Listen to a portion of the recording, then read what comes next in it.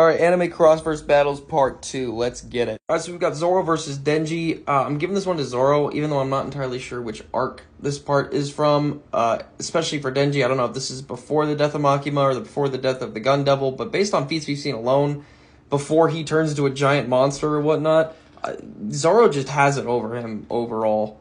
So I've got Zoro winning this one.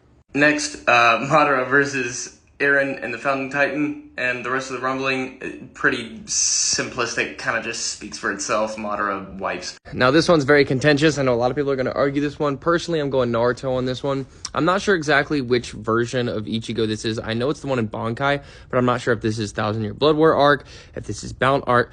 I don't even know. But overall, in the general sense, when it comes to Bleach, they're like the last in terms of the big three, in terms of power scaling.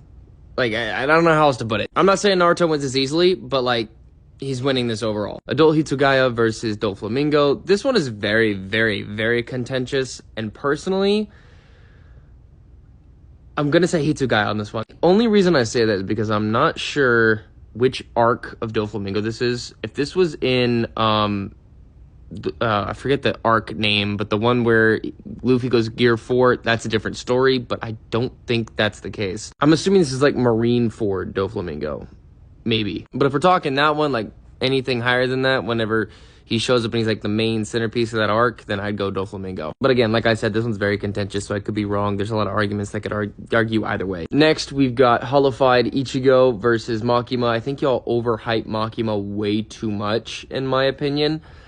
Personally, I see Ichigo winning this one. We saw that fight against Ukiura, and it was something. I feel like the only way Makima wins this is if she has the power of the Chainsaw Man, but even then, that like never really happened unless he was under her control, which isn't the case here. She's kind of just on her own, so I don't see her winning this. Also, on the topic of Ichigo and Bleach, I just dropped 5 new designs on the website. You can go check it out right now. Tell me what you think. I sell wall tapestries that are similar to this and this, both of which are on the website itself. And right now, if you use this code right here, you can get 50% off your entire order. So yeah, that's that. Click the link above and just browse, I guess. All right, back to the video. So we've got Shibuya Sukuna versus Human Garo. I'm gonna go Sukuna on this because based on what we see in One Punch Man from Human Garo, it's not really that impressive compared to what Sukuna has done. Dude destroyed an entire city single-handedly with his domain. Now, I'm not saying it'd be an easy fight for Sukuna. It would be a pretty mid to high diff, but I'm giving this one to Sukuna. Plus, Garo can take a beating, so it makes sense why it would be high difficulty. Next, we've got Luffy versus Naruto. I'm not even going to say anything on this, strictly because whatever I say, anyone will go against. This is different from the Goku Saitama one because I have, like,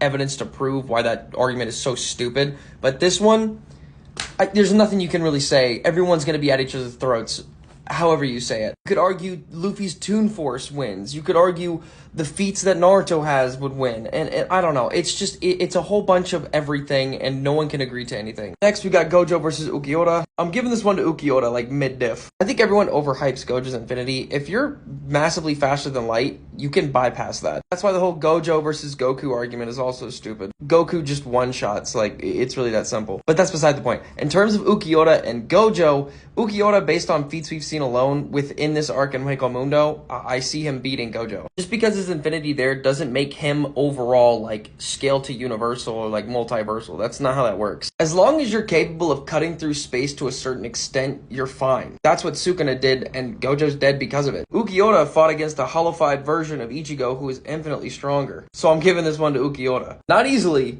but I'm giving it to him. Next, you've got Shanks versus Itadori and Nanami. Shanks is literally bodying the hell out of both of them. This just is not fair. I don't need to elaborate. This should just be common sense. I guess like for part 3 or whatever, I don't know.